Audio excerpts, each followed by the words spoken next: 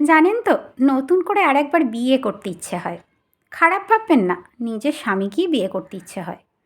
নতুন করে বিয়ে করতে ইচ্ছে হয় এই কারণে, আমার বিয়েটা এখনকার বিয়ের মতো হয়নি।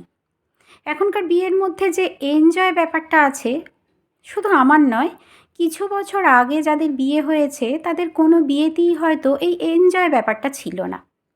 আইবুড়ো ভাত হয়েছে, কিন্তু এখনকার দিনের মতো আইবুড়ো ভাতের দিনেই পার্লার থেকে সেজে গুজে বসার ব্যাপারটা ছিল না। আমি তো আবার আমার আইবুড়ো ভাতের ছবিগুলো পর্যন্ত দেখিনি। কারণ আমার বাপের বাড়ির নিয়ম ছিল আমার মামার বাড়ি থেকে আইবুড়ো ভাত খাওয়াতে হয়। তাই ছবিগুলো মামার কাছেই থেকে গেছে।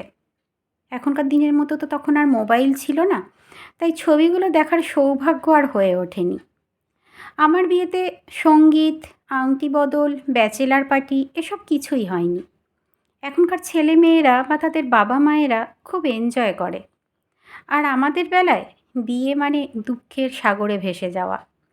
মাঝে মাঝে মনে হয় এখনকার মেয়েদের সত্যিই কি কোনো কষ্ট হয় না নিজের বাড়ি ছেড়ে আসতে, যেখানে তাদের 20-21 বছর কেটে গেছে।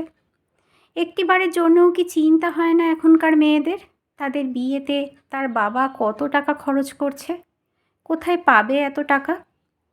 অনেক মেয়ে অবশ্য এখন স্বাবলম্বী হওয়ার পরেই বিয়ে করছে।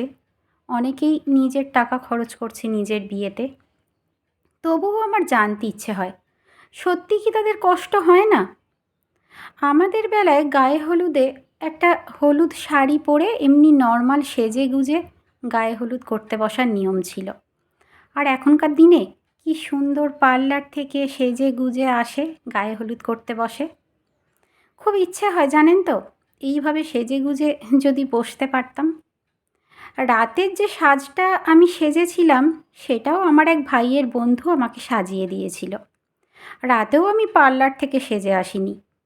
খুব ইচ্ছে হয় একবার ব্রাইডাল মেকআপ নিয়ে সেজে গুজে বসে যদি আরেকবার বিয়ে করতে পারতাম।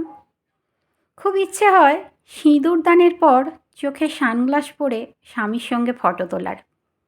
খুব ইচ্ছে হয় বিয়ে হয়ে যাবার পরেই বিয়ের রাতে বন্ধু বান্ধব ও বরের সাথে ডান্স করার। খুব ইচ্ছে হয় বিদায়ের সময়, মা তোমার সব ঋণ শোধ করছি না বলে এই চালগুলো রাখো মা, অষ্টমঙ্গলায় এসে পোলাও খাবো, এই কথাটা বলতে। খুব ইচ্ছে হয় এখনকার মেয়েদের মতো হতে।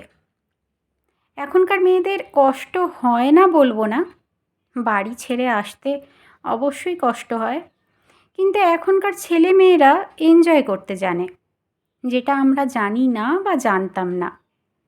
জীবনটা তো খুবই ছোট, তাই কষ্ট না পেয়ে এনজয় করাই উচিত।